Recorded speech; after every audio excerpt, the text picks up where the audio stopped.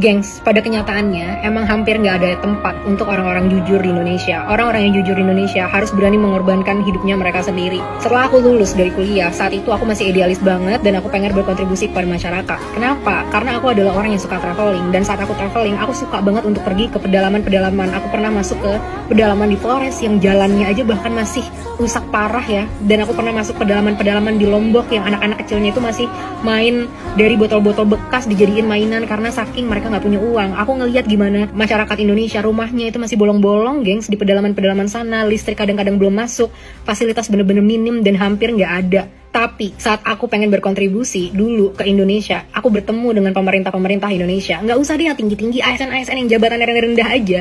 Semuanya minta imbalan. Kita bikin program dari perusahaan swasta yang dibiayai dari perusahaan swasta untuk membantu melawan stunting gitu ya, atau gizi buruk di Indonesia dengan ngasih makanan atau cemilan yang sehat kepada anak-anak di sekolah. Ini dibiayain, orang-orangnya dilatih, dikasih produknya, dimodalin semuanya sama perusahaan swasta. Dan tahu nggak apa yang terjadi? Setiap aku ketemu beberapa pemerintah, nggak semua, tapi beberapa, itu selalu minta imbalan. Terus program ini apa untungnya buat saya? Apa untungnya buat sekolah? Jadi namanya korupsi itu udah masuk ke semua lini masyarakat, nggak cuma di pemerintah-pemerintah atas, tapi di bawah semuanya udah korup semuanya.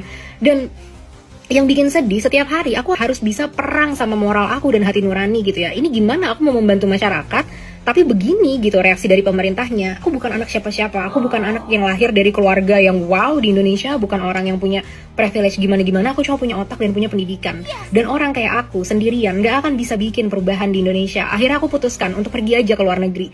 Dan apa yang terjadi teman-teman? Dengan kejujuran moral yang aku punya, aku sangat sukses di luar negeri. Gak cuma di Asia, tapi juga di Eropa. Kejujuran aku tuh dihargain, otak aku, kecerdasan aku, mereka gak ngelihat background aku, mereka gak ngelihat aku datang dari keluarga mana. Semua yang aku katakan selama itu masuk logika selalu dianggap, dan karirku naik secara pesat tinggal di luar negeri. Nah, gimana ini nasib bangsa kita kalau orang-orang yang jujur itu nggak punya tempat lagi di negara kita? Tapi teman-teman, jangan sampai kita kehilangan moral, jangan sampai kita kehilangan kejujuran dari dalam hati kita, karena itu yang benar-benar dibutuhkan sama bangsa kita.